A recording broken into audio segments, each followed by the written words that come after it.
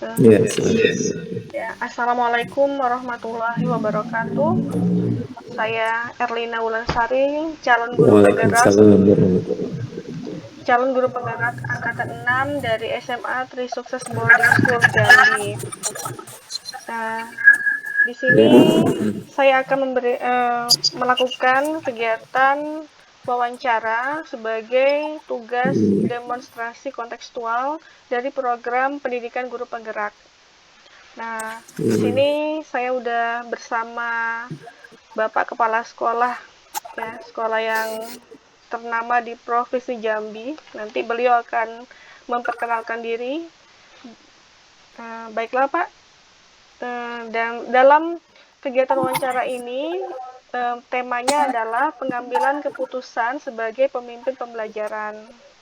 Nah, tujuannya untuk mengetahui unsur-unsur apa saja dalam menjalankan pengambilan keputusan dilema etika sebagai pemimpin pembelajaran, serta mengetahui bagaimana praktek pengambilan keputusan selama ini di sekolah, terutama untuk kasus-kasus dilema etika yang sama-sama benar. Seperti itu, Pak.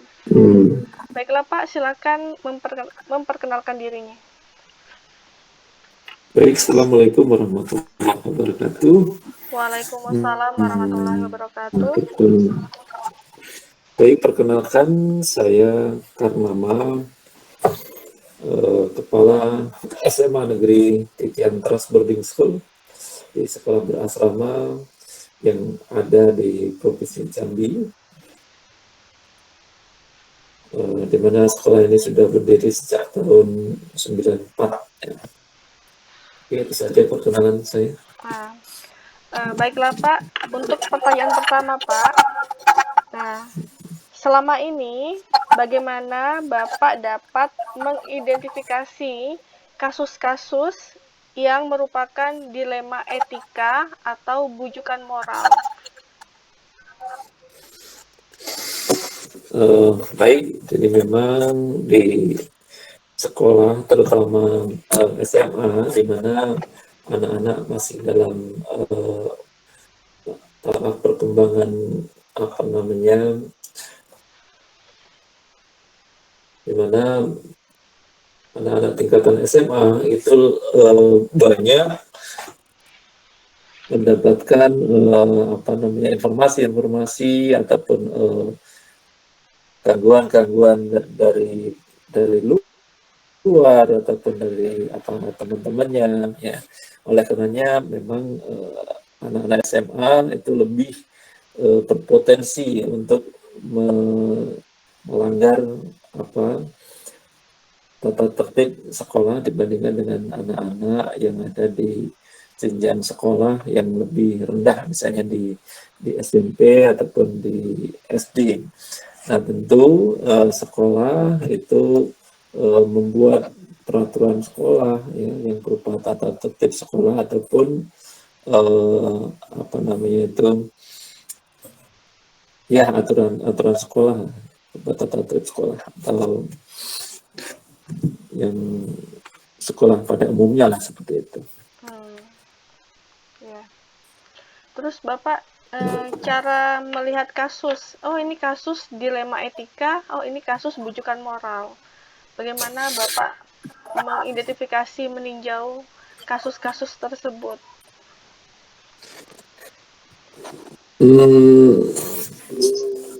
Tentu dilihat dari apa perbuatan ataupun pelanggaran yang dilakukan. Jadi acuannya adalah aturan sekolah tadi, ya kan? Kalau apa namanya, misalnya anak itu merokok, ya kan? Ini maksudnya mana kalau merokok itu? Kalau Kan merokok, dilema etika kan? Gitu ya. ya. Yang bujukan moral contohnya apa? Nah, Bujukan misalnya moral, ada pelecehan seksual, gitu kan? oh ya, Itu atau misalnya dia penyalahgunaan apa, kas Pak. penyalahgunaan narkoba, kemudian mungkin apa pengeroyokan, itu kan termasuk pujukan moral gitu ya. Gitu. Mm-mm. Ya tentu harus kita identifikasi apa perilaku yang mereka lakukan itu. Apalagi kami di asrama itu kan eh, siang malam mereka ada di dalam pengawasan sekolah ya. Mm-mm. Jadi kalau di asrama itu ada petugas khusus kami yang namanya eh, pamong asrama ya. Itu memang bukan guru dia khusus ditugaskan mendampingi dan mengawasi anak-anak itu. Tentu juga termasuk apa namanya pelanggaran-pelanggaran yang mereka lakukan itu, baik itu rujukan moral ataupun yang kategori eh, apa tadi Dilema apa lagi etika. pilih etika itu. Hmm, berarti dapat saya ambil kesimpulan Bapak, pertama mengidentifikasi perilaku anak, dibantu juga oleh petugas khusus ya Pak ya, pamong asrama. Iya, iya. Apakah perilaku itu sesuai dengan acuan atau aturan sekolah seperti itu Pak ya? Iya. Nah, selama ini Pak, bagaimana Bapak menjalankan pengambilan keputusan di sekolah Bapak, terutama untuk kasus-kasus di mana ada dua kepentingan yang sama-sama benar atau sama-sama mengandung nilai kebajikan. Jadi ada dua kepentingan yang itu ya sama benar juga, ini juga sama benar. Bagaimana Misalnya menjalankan? berapa? Nah, misalnya seperti ini. Anak ini berprestasi, tapi Mm-mm. ada beberapa mata pelajaran yang kurang, tapi dia butuh Mm. nilai untuk mengikuti eh, tes, misalnya tes kepolisian jalur prestasi. Sedangkan Mm-mm. tes kepolisian itu nilainya harus rata-rata sekian. Nah, Mm-mm. sedangkan pada salah satu mata pelajaran beliau anak tersebut tidak mencapai target. Nah, bagaimana ini Mm-mm. menyikapi? Padahal anak ini berprestasi, terus dia juga membutuhkan nilai untuk masa depannya nanti untuk menggapai cita-citanya seperti itu. Ya, eh, tentu kita ini kan punya aturan ya, yang namanya rapor itu kan dibagikan sudah ada tanggalnya ya, waktunya gitu ya. Tentu kalau kalau rapor itu sudah disahkan dan itu kan merupakan dokumen negara ya, eh, karena sudah merupakan dokumen negara tentu tidak bisa diubah dengan senanya. Artinya anak tersebut kan juga tidak memenuhi syarat untuk bisa mendaftar ya. Gitu. Nah, tentu kita selama ini memang tidak ada yang namanya mengubah-ubah nilai itu. Apalagi sekarang ini kan sudah rapor ya, dan di mana nilai itu kan sudah masuk ke dalam dakoding, ya, udah tersentral di kementerian kan itu. Kira pula nanti kalau tanda tangannya, umur tintanya gimana kan itu harus menjadi perhatian. Artinya kalau semua persyaratan mereka memenuhi ya silahkan saja. Tetapi kalau ada satu pelajaran kurang berarti mereka kurang syarat. Tentu ada apa namanya kesempatan di apa program yang lain kan, seperti itu. Oh iya. Bagaimana seperti ini Pak? Jika anak ini berprestasi, tapi Hmm. jarang jarang masuk ya, karena kan banyak izin ini. Eh, Hmm. Terus solusinya dari sekolah bagaimana untuk pengambilan keputusan terhadap anak tersebut? Ya, ya. Tentu kita lihat ya, izin itu izin dalam rangka apa? Ya, izin dalam rangka mengikuti kegiatan-kegiatan yang ditugaskan oleh sekolah, atau izin karena urusan pribadinya yang tidak ada kaitannya dengan sekolah. Seperti harus kita sadari bahwa mereka ketika terdaftar di satu sekolah, sekolah apa titian kelas misalnya kan, tentu dia harus mengikuti aturan yang dibuat oleh sekolah ya. Kemudian yang namanya nilai itu kan tidak hanya berupa angka-angka, tetapi kan ada juga nilai sikapnya kan seperti itu. Hmm, berarti pertama anak ini harus terlebih dahulu izin dulu Pak ya. Izin tentang kegiatannya, apakah itu kegiatan sekolah atau tidak. Jadi dalam pengambilan keputusan ya Pak ya. Hmm.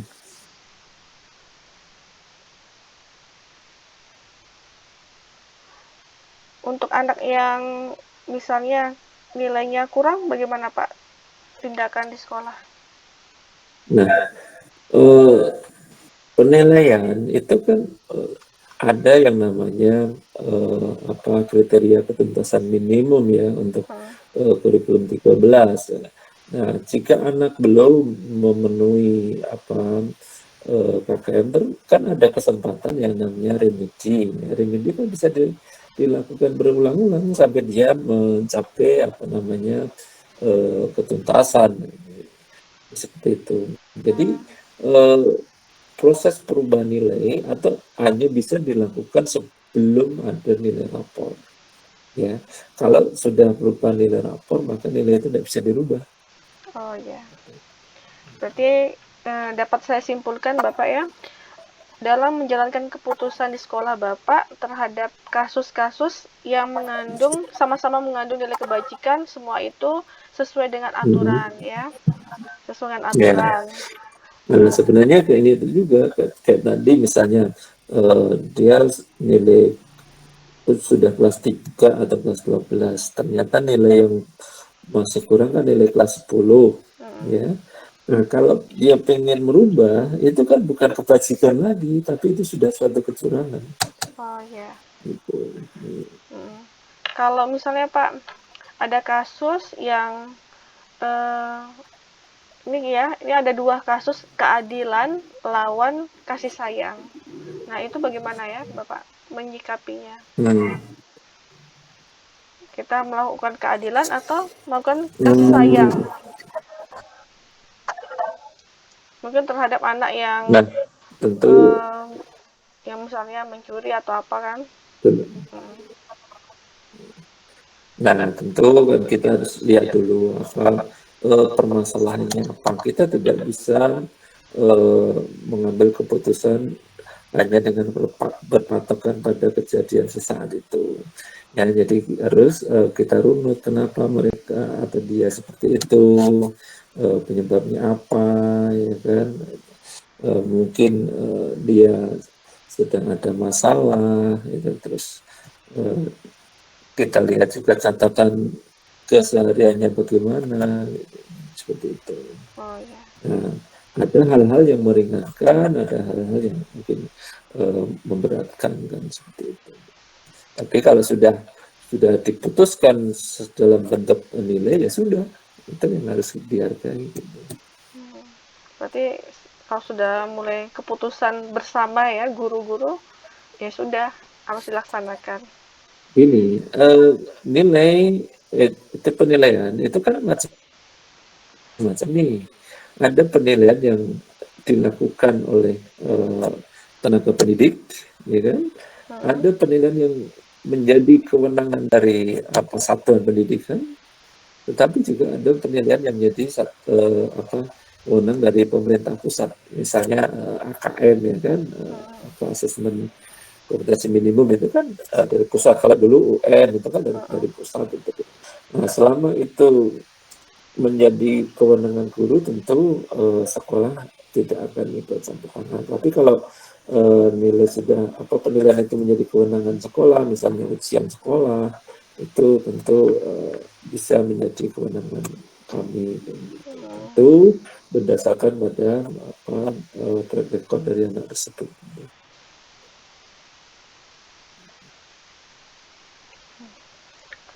Nah, ya.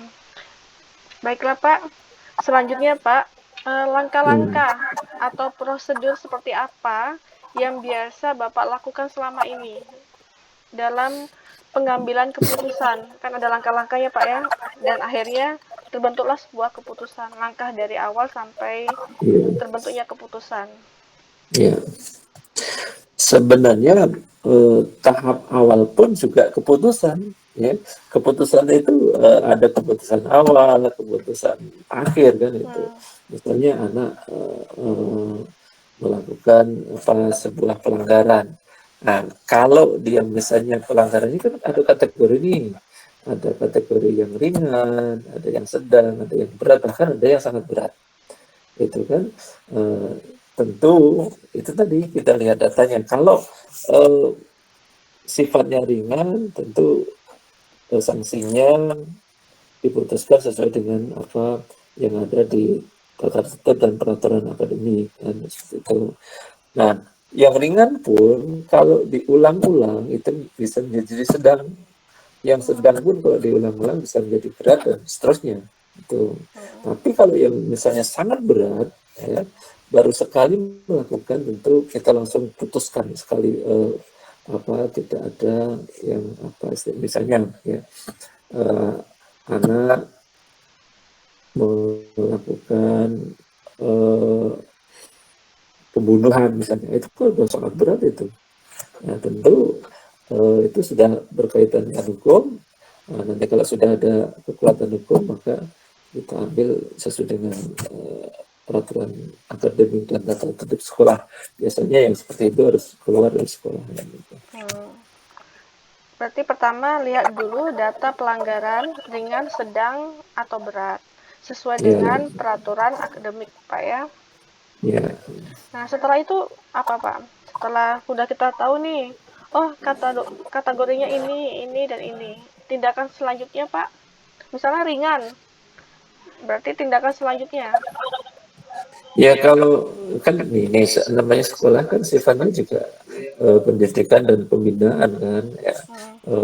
Ketika mereka melakukan pelanggaran ringan, diberikan sanksi, tentu diikuti dengan pembinaan, gitu kan. Nah, kalau dengan pembinaannya berhasil, artinya indikasinya kan dia tidak melakukan pelanggaran lagi atau eh, apa perbuatan baiknya itu akan lebih banyak gitu kan. Nah, tetapi kalau dengan misalnya putusan yang pertama, taruhlah teguran misalnya kan itu, ternyata tidak diabaikan, terus melakukan pelanggaran lagi, nah tentu mungkin kita panggil orang tuanya, ya, kita minta apa bikin surat pernyataan dan seterusnya. Itu tadi tergantung dari tingkat pelanggarannya. Oh iya. Ya, semuanya kan tergantung dari tingkat pelanggaran. Nah, tadi Iya. saya mengambil kesimpulan berarti pertama ada diberikan sanksi, kemudian ada diberikan pembinaan, kemudian ada teguran lisan maupun Hmm. teguran tertulis Pak ya, peringatan. Iya, iya, iya. Sanksi itu macam-macam lah ya. Oh ya. Sanksi tidak mesti hukuman ya. Itu Mm-mm. mungkin tepatnya bukan sanksi tapi konsekuensi. Oh ya. Ya, konsekuensi misalnya anak mecahin apa piring misalnya Mm-mm. kan konsekuensinya misalnya dia harus ganti piring gitu kan itu. Oh, Eh, dia misalnya apalagi matain keran misalnya kan konsekuensinya ganti ganti keran gitu, gitu seperti itu. Kalau dia misalnya hanya terlambat apel misalnya konsekuensinya dia harus cabut rumput atau push up gitu. Jadi ada yang sifatnya itu terdata tertulis ya, ada juga yang pembinaan itu sifatnya hanya apa memberikan konsekuensi aja gitu. Perbuatan baik ya, sebetulnya masih dalam lingkup pendidikan gitu ya. Misalnya kan kayak kami punya mesin rumput dorong tuh, jadi anak-anak yang telat masuk ke kampus misalnya, nah, kita berikan apa namanya konsekuensinya atau sanksinya motong rumput selama misalnya 10 putaran misalnya kan seperti itu. Jadi ada manfaatnya bagi anak mungkin ke depannya dia tidak perlu lagi, tapi bagi sekolah kan untungnya apa? Rumput jadi rapi kan seperti itu. Oh ya, berarti sesuai dengan lingkup pendidikan ya Pak ya? Ya maksudnya Iya, iya, konsekuensi yang mendidik. iya, iya. Terus Pak, gini, hal-hal apa saja yang selama ini Bapak anggap efektif dalam pengambilan keputusan pada kasus-kasus dilema etika? Oh, ternyata yang efektif itu seperti ini. Sebelum memutuskan keputusan, apa hal-hal apa yang efektif? Eh, tentu kita ambil keputusan itu kan berdasarkan eh, rapat dengan apa semua majelis guru kan atau pemangku kepentingan di sekolah, kemudian eh, setelah disepakati diputuskan baru disosialisasikan ya, baik itu kepada anaknya ataupun kepada orang tua. Misalnya kita sudah putuskan kalau nilai itu sudah ditulis dalam bentuk raport dan diserahkan, maka tidak ada perubahan nilai lagi. Nah, itu diinformasikan ke anak-anak, ke orang tua waktu terima raport, maka mereka juga akan menerima. Ini alhamdulillah ini sudah kita lakukan, itu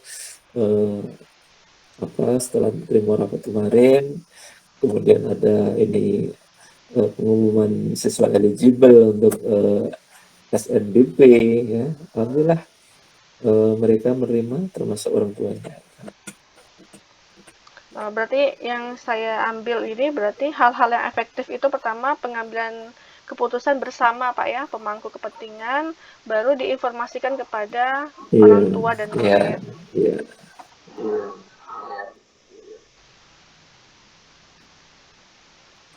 Nah, kemudian Pak, hal-hal apa saja yang selama ini merupakan tantangan?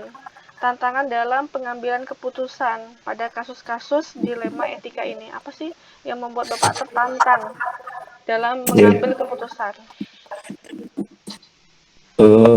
Titian Teras sebagai sekolah yang orang menyebut itu apa, Titian Teras identik dengan militeristik ya, atau disiplin. Nah, maka eh,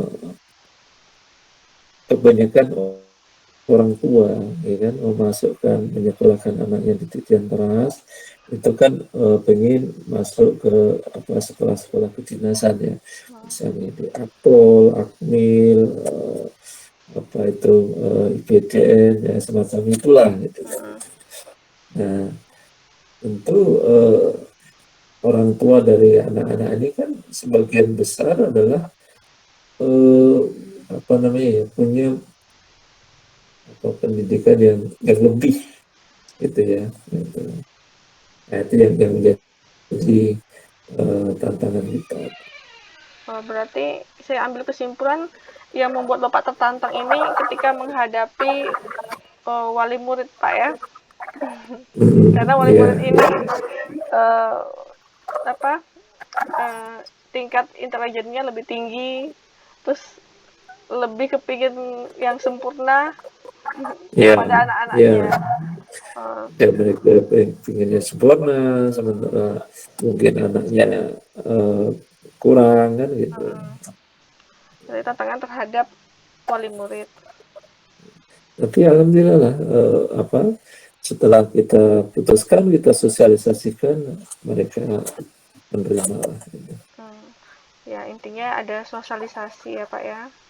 Hmm. Kemudian Pak, apakah Bapak memiliki sebuah tata kelola atau jadwal tertentu dalam sebuah penyelesaian kasus dilema etika? Apakah Bapak langsung menyelesaikan di tempat atau memiliki sebuah jadwal untuk menyelesaikannya, bentuk atau prosedur seperti apa yang Bapak jalankan? Ya, kan pelanggaran itu kita nggak tahu nih kapan akan terjadi, masa dijadwalkan. Nah, Nah ini, kalau jadwal tentu tidak, tapi kalau berjenjang ya, ya oh kan, ya, berjenjang ya itu tentu lihat dari apa tadi tingkat pelanggaran yang dilakukan oleh siswa, ya kan. Pertama dia kalau kejadiannya di mana dulu, karena di Chandra kan ada sekolah, ada asrama kan itu. Kalau di sekolah tentu jenjangnya, kalau dia dengan guru mata pelajaran tentu mata pelajaran guru mata pelajaran dulu, terus nanti ke wali kelasnya, guru BK, ke wakil kesiswaan, nah, terakhir baru ke kepala sekolah. Demikian juga kalau itu di geraha atau di asrama, jadi dari wali asrama dulu, baru nanti ke wakil kepala urusan asrama, terus ke kesiswaan, dan baru ke kepala sekolah. Namun untuk antisipasi itu, kebetulan kami setiap hari Senin, ya, setelah upacara, sebelum masuk kelas itu kita ada semacam rapat evaluasi, ya, kecil-kecilan, ya, hanya setengah jam itu apa yang terjadi, atau ada informasi-informasi apa yang segera diselesaikan. Berarti ada ya Pak ya jadwal setiap hari Senin setengah jam kumpul evaluasi baik dari pihak guru sekolah atau dari pihak asrama dan kepada kepala sekolah. Ya, kemudian kalau tiap hari itu wali asrama, ya, itu pagi itu kita adakan apel pagi, ya, di sana juga salah satunya untuk mengetahui apa kejadian-kejadian istimewa atau khusus apa yang ada di dalam geraha itu. Berarti saya bisa mengambil pembelajaran nih Pak. Setiap pagi wali asrama apel pagi ya. Ya. Memberikan Bahkan laporan. bukan hanya wali asrama, di wali asrama dan tas tenaga administrasi sekolah itu tiap pagi kita ambil apel pagi, karena nih di dalam apel pagi, ya, itu ada dua manfaat menurut saya. Yang pertama adalah mengetahui kekuatan, ya kan. Misalnya kekuatannya berapa persen dari ini yang datang, ya, itu, termasuk wali asrama tadi. Ada 10 orang dari 20 orang kan berarti kekuatan hanya 50%, kan. Itu. Kedua adalah untuk informasi, baik informasi itu dari top down atau bottom up, itu dari kami ke TAS atau ke wali asrama, atau yang bottom up tadi, misalnya ada kejadian di asrama seperti ini, dan seperti itu. Kemudian Pak, adakah seseorang atau faktor-faktor apa yang selama ini mempermudah atau membantu Bapak dalam pengambilan keputusan dalam kasus-kasus dilema etika ini? Ya pasti ada, karena itu tadi kita mudah mengambil suatu keputusan karena sudah terbentuk sistem, ya, sistem kerja ataupun prosedur kerja dari penanganan masalah itu. Jadi kayak kalau masalah itu di geraha atau di asrama, tentu yang membantu Bapak adalah dari wali asrama, kemudian wakil kepala urusan asrama, gitu kan, termasuk guru BK-nya, ya. Kalau di sekolah tentu ada informasi dari gurunya atau wali kelasnya, guru BK dan seterusnya. Termasuk guru piket, ya. Berarti sudah ada Pak ya, sudah terbantu udah tersusun dari sistemnya udah tersusun. Iya. Baik. Bahkan ini termasuk misalnya satuan keamanan, ya. Iya. Itu juga sangat membantu, karena anak-anak misalnya, ya, ada anak yang kabur dari geraha itu kan, dari asrama. Nah, itu tentu kita libatkan peran mereka, kan, kenapa kok bisa kabur, dari mana kaburnya, seperti itu. Ya. udah terbantu oleh sistem, baik dari asrama, wali asrama, wakil asrama, guru BK, guru piket, guru sekolah, dan satuan keamanan. Nah, Bapak, dari semua hal yang telah disampaikan, ini yang terakhir Pak ya, pembelajaran apa yang dapat Bapak petik dari pengalaman Bapak mengambil keputusan tersebut? Ya. Jadi pertama kita harus eh, cepat tanggap, ya kan? Cepat tanggap, misalnya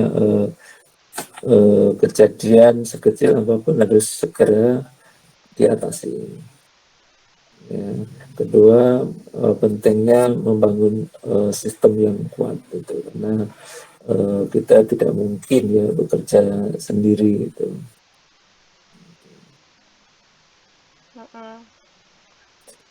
Ketiga tentu penegakan peraturan, dan peraturan sendiri itu harus sifatnya holistik ya, dan diketahui oleh semua pihak. Ya. Ada lagi Pak? Ya, cukup itu. Berarti 3 Pak ya, harus cepat tanggap terhadap kejadian apapun, kemudian pentingnya membangun sistem, dan terakhir peraturan harus bersifat holistik, jadi semua mengetahui. Jadi Iya, semua mengetahui, kemudian ya meliputi banyak aspek lah. oh ya, meliputi banyak aspek.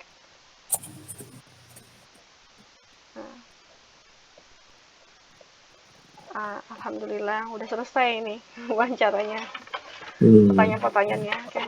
Baiklah Pak, sebelumnya terima kasih atas waktunya. Maaf Bapak Bapak Karnama SPD atau ada gelar lagi? Karena matok. Oh, nggak pakai MPD. Nggak usah. Oh, SPD juga nggak usah. SPD-nya juga nggak usah. Oh, pakai dokter apa? Enggak Dokter usah. Nama saya hanya Karnama. Kan ada gelarnya Pak. Nggak usah. Nanti saya searching aja lah. Searching juga Karnama. Oke Pak, terima kasih Pak ya atas waktunya. Semoga wawancara ini bermanfaat, karena saya juga belajar dari senior yang banyak pengalaman. Ya, mohon doanya. Bukan senior lagi, Dato. Bapak ikutlah Pak ini fasilitator. PP. Iya, PP fasilitator atau instruktur. Nah, tengok dulu, nanti banyak yang dikerjakan di sekolah ini malah nanti terjajar semua kan. Kemarin pernah ikut yang PA, cuma tidak lolos. Karena di situ kan sarannya dari sekolah yang mengembangkan kurikulum internasional. Nah, SMA 1 kan tidak mengembangkan kurikulum internasional. Waktu masih di SMA 1. Oh ya. Pak Irwansyah.